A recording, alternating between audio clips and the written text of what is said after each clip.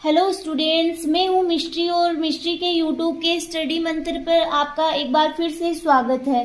आज हम लोग डिस्कस करेंगे कि tissue differentiation in xylem and phloem या फिर control of tissue differentiation specially xylem and phloem की स्पेशली जाइलम एंड फ्लोएम की रेफरेंस में टिश्यू डिफरेंशिएशन का कंट्रोल किस प्रकार से होता है, इसके ऊपर आज हम लोग डिस्कस करने वाले। तो सबसे पहले हम लोगों को जाइलम और फ्लोएम के बीच में रिलेशन नोट डाउन करना होगा। और आप लोगों को पता है, जो बायोलॉजी के स्टूडेंट्स हैं उन सबको पता है कि जो जाइलम और फ्लोएम से क्या बनता है, वेस्कुलर सिस्टम कंपोज होता है। तो सबसे पहले नोट डाउन करेंगे the relation between phloem and xylem differentiation. तो इसमें आपके लिखा हुआ है कि plant vascular system are usually composed of phloem and xylem. Plants में जाइलम फ्लोएम के एब्सेंस में डिफरेंशिएट नहीं करता है, बट फ्लोएम जाइलम की एब्सेंस में डेवलप हो जाता है। ठीक है, क्या बताएं यहाँ पे कि जाइलम होता है वो फ्लोएम की एब्सेंस में डिफरेंशिएट नहीं करता है। तो जाइलम के डिफरेंशिएशन के लिए फ्लोएम की नीड होती है, बट फ्लोएम के लिए ऐसा कुछ भी नहीं है। फ्लोएम जाइलम की एब्सेंस में भी डेवलप हो सकता है।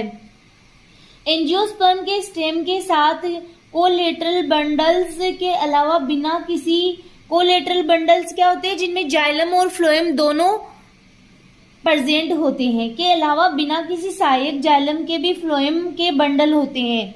ठीक है, the phloem always differentiate before the xylem. जो हमने अभी यहाँ पे बात की थी कि फ्लोएम होता है वो जाइलम की एब्सेंस में भी डेवलप हो जाता है। और कई प्लांट्स में क्या हो जाता है, जो न्यू ग्रोइंग प्लांट्स होते हैं उनमें क्या होता है कि जो फ्लोएम होता है वो जाइलम से पहले डिफरेंशिएट हो जाता है। अब यहाँ पे अगर हम लोग बात करें कि ये क्लोज्ड और ओपन टाइप के आपके वेस्कुलर बंडल्स दिखा के, जिसमें यहाँ पे आप देख सकते हो यहाँ पे कैम्बियम प्रेजेंट है, एक साइड जाइलम प्रेजेंट है और एक साइड फ्लोएम प्रेजेंट है। तो ये एक प्रकार के क्या है, ये दोनों तो क्या हो गए कि इनको तो बोला जाता है कोलेटरल, जो हम लोगों ने अभी बात की थी, ये एक प्रकार के कोलेटरल बंडल्स होते हैं। और अगर इन दोनों की बात करें तो ये है कॉन्जॉइंट बंडल्स, जिसमें है ये यहाँ पे लिखा हुआ है बाई कोलेटरल, जिसमें कि आउटर साइड और इनर साइड फ्लोएम प्रेजेंट होता है और बीच में जाइलम प्रेजेंट होता है और आउटर और इनर कैम्बियम भी प्रेजेंट होती है। तो आप लोग ये नोट डाउन कर सकते हो। फिर अगर हम लोग बात करें, एक साइंटिस्ट थे अलोनी रिपोर्टेड, अलोनी एक साइंटिस्ट का नाम है, उन्होंने रिपोर्ट किया कि लो ऑक्सीजन लेवल इंड्यूस सिव एलिमेंट्स। अगर ऑक्सीजन का लो लेवल हो तो वो किसको इंड्यूस करेगी, सिव एलिमेंट्स को इंड्यूस करेगी, बट नॉट ट्रेकियारी एलिमेंट्स की। ट्रेकियारी जो एलिमेंट्स होते हैं वो डेवलप नहीं होंगे या फिर उनमें डिफरेंशिएशन नहीं होता है। ये सीरिंगा में देखा गया।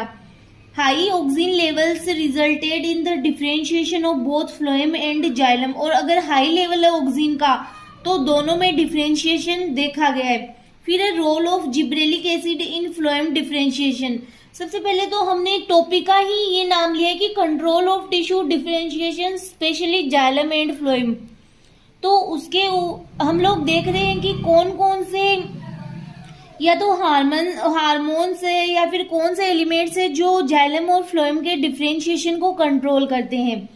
सबसे पहले हम लोग बात करेंगे gibberellic acid in phloem differentiation.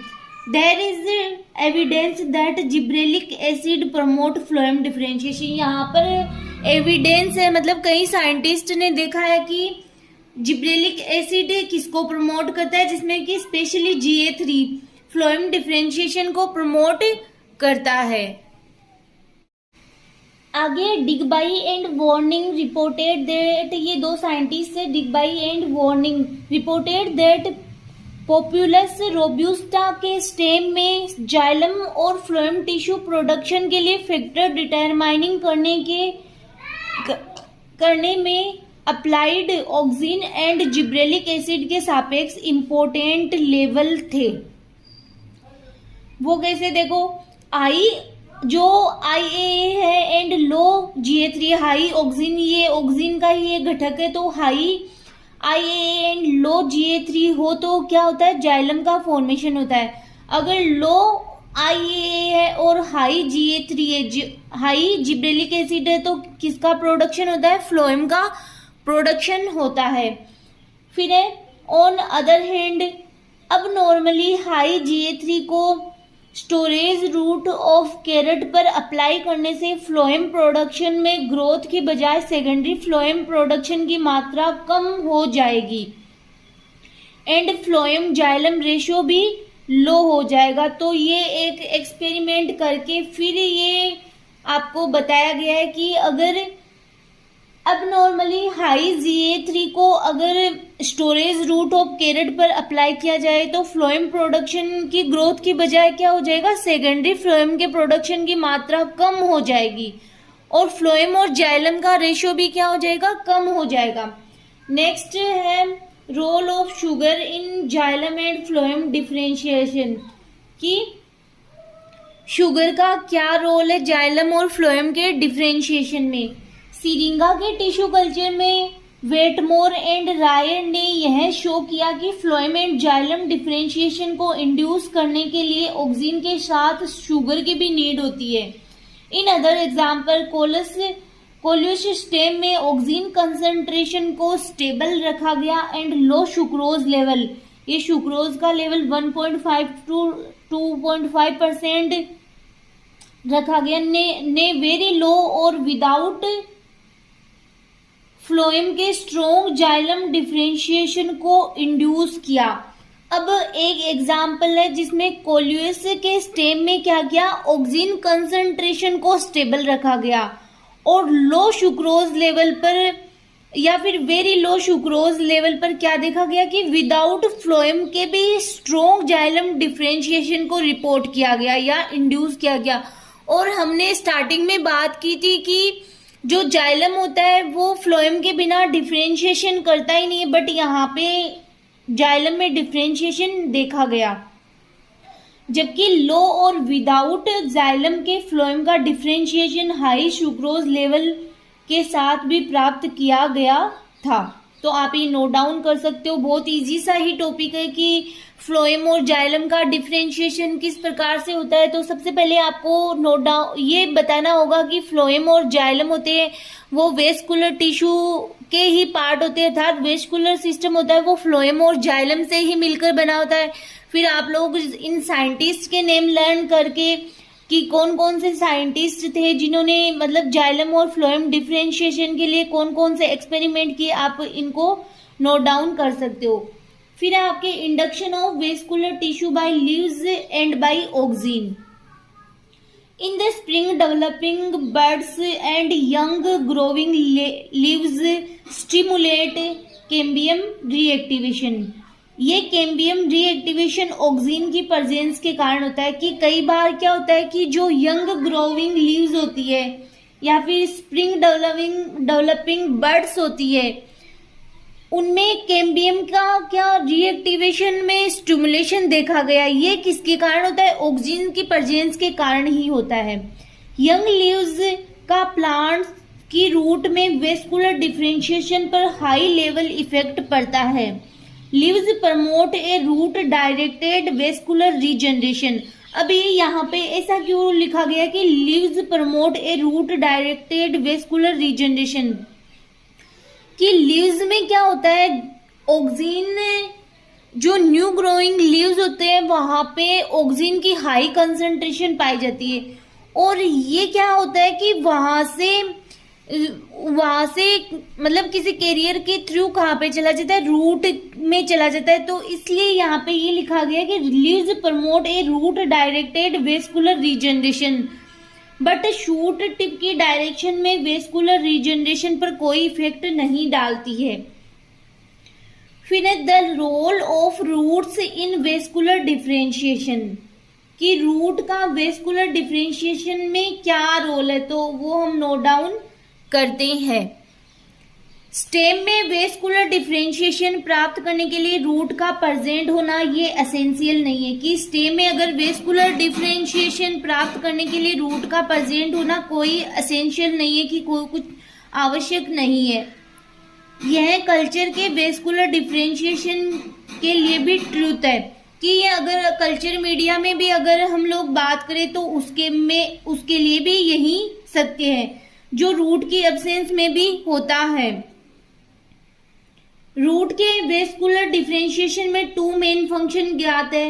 Root leaves से निकलने वाले ऑक्सीजन के कंटिन्यू प्रवाह के लिए एक सिंक के रूप में फंक्शन करके लीव्स से रूट टिप की ओर पैटर्न वेस्कुलर डिफरेंशिएशन को उन्मुख करती है। ये वही बात आ गई जो हमने यहाँ पे पढ़ी थी कि leaves promote a root directed vascular regeneration.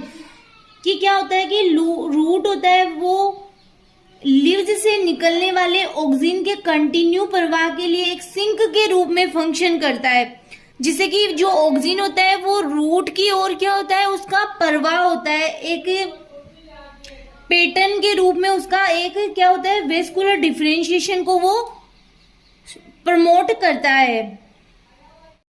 Next root apical stimuli के सोर्स है जो वेस्कुलर डेवलपमेंट को इंक्रीज करते हैं। कि जो रूट एपिकल होता है एक प्रकार के उद्दीपन की तरह से कार्य करता है जो कि वेस्कुलर डेवलपमेंट को क्या करते हैं, इंक्रीज करते हैं।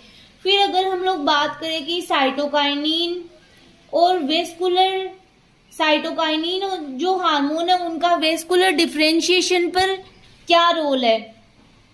Cytokinin are a class of plant hormone that promote cell division or cytokinesis in plant root and shoot.